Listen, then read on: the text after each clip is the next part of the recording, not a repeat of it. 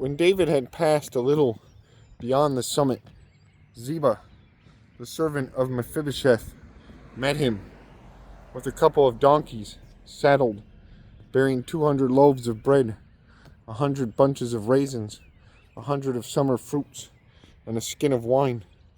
And the king said to Ziba, "Why have you brought these?" Ziba answered, "The donkeys are for the king's household to ride on, the bread and summer fruit for the young men to eat, and the wine for those who faint in the wilderness to drink." And the king said, "Where is your master's son?" Ziba said to the king, "Behold, he remains in Jerusalem, for he said, 'Today the house of Israel will give me back the kingdom of my father.'" Then the king said to Ziba, "Behold, all that belonged to Mephibosheth is now yours." And Ziba said, "I pay homage to let me ever find favor in your sight, my lord the king." When King David came to Bahurim, there came out a man of the family of the house of Saul, whose name was Shimei, the son of Gera. And as he came, he cursed continually, and he threw stones at David and at all the servants of King David, and all the people and all the mighty men were on his right hand and on his left. And Shimei said as he cursed, get out, you man of blood, you worthless man. The Lord has avenged on you all the blood of the house of Saul, in whose place you have reigned. And the Lord has given the kingdom into the hand of your son Absalom. See, your evil is on you. You are a man of blood."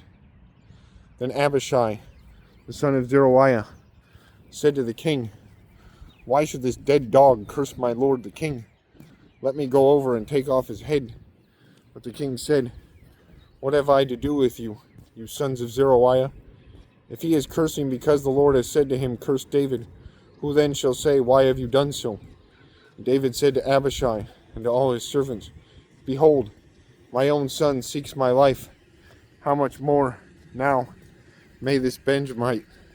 Leave him alone and let him curse, for the Lord has told him to. It may be that the Lord will repay me with good for his cursing today." So David and his men went on the road, while Shimei went along on the hillside opposite him, and cursed as he went, and threw stones at him, and flung dust. And the king and all the people who were with him arrived weary at the Jordan, and there he refreshed himself.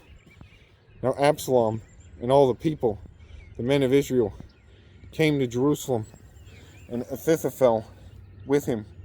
And when Hushai the Archite, David's friend, came to Absalom, Hushai said to Absalom, "Long live the king! Long live the king!"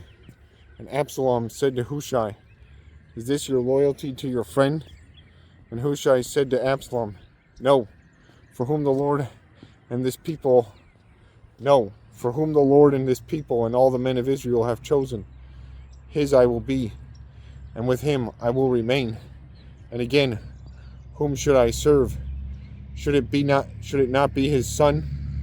As I have served your father, so I will serve you." Then Absalom said to Ahithophel, "Give your counsel. What shall we do?"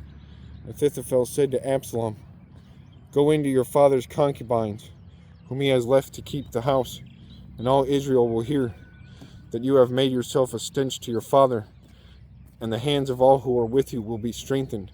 So they pitched a tent for Absalom on the roof, and Absalom went into his father's concubines in the sight of all Israel. Now in those days the counsel that Ahithophel gave was as if one consulted the word of God. So was all the counsel of Ahithophel esteemed, both by David and by Absalom.